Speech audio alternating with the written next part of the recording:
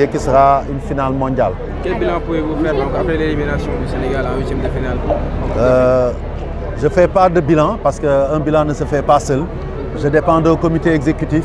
Nous sommes allés à une compétition. Là aussi, tout le monde sait que cette équipe a été bien préparée. Tout s'est bien passé dans l'ensemble dans la phase de groupe.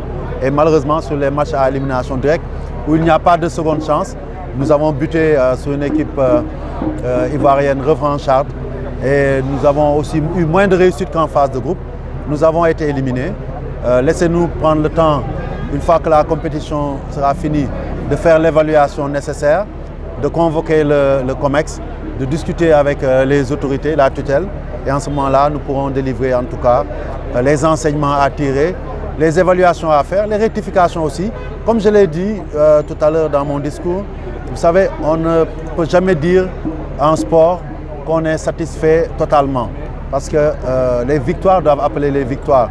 Et chaque fois que nous n'aurons pas atteint nos objectifs par rapport au niveau où on est, on se dira, ah, il y a quelque chose qui n'a pas marché. Qu'est-ce que c'est? On va évaluer, on va apprécier, on va corriger, mais tout en gardant cette stabilité, cette solidarité qui a fait notre force à travers notre slogan Manko Utunami, mais aussi cette expérience. Parce qu'il faut le savoir, que ça soit dans le domaine des joueurs, dans le domaine du coaching, mais aussi au niveau de la fédération et de la DTN. Je pense que c'est en forgeant, en tout cas qu'on est devenus tous forgeants, l'expérience acquise qui a permis au Sénégal de se placer sur un plateau de performance avec l'équipe A, avec le beach soccer, mais avec d'autres équipes. Il ne faut pas la jeter aux orties, il faut la garder. Comme on dit, il ne faut pas jeter simplement le bébé avec l'eau du bain, parce que ce serait une erreur. Il faut travailler, garder nos acquis, mais faire les correctifs. On les fera lucidement, sereinement, pour nous projeter vers l'avenir immédiat. L'avenir immédiat, c'est dans normalement 3 à 4 mois les éliminatoires de la CAN, de la Coupe du Monde d'abord, mais aussi les éliminatoires de la CAN 2025. Et la CAN 2025, c'est dans un an. Donc aujourd'hui, il faudra vite tirer les enseignements et se remettre au travail en voyant ce qu'il faut rectifier pour être meilleur, mais aussi en sachant que dans la compétition et dans la marche même des grandes équipes, à certains moments, il y a des écueils. On peut être en phase d'obstacles qu'on ne peut pas franchir, mais un sportif, un compétiteur ne s'arrête jamais. Il se relève, il marche vers l'avant pour essayer de réussir d'autres paris.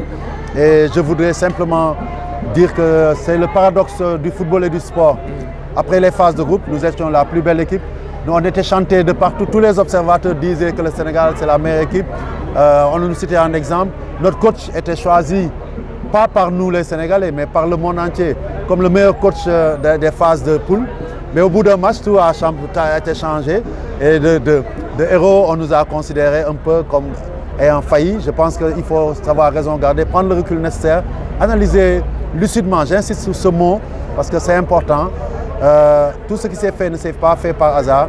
Les qualités des gens, que ce soit les joueurs, les entraîneurs ou même les dirigeants, on ne peut pas les perdre du jour au lendemain.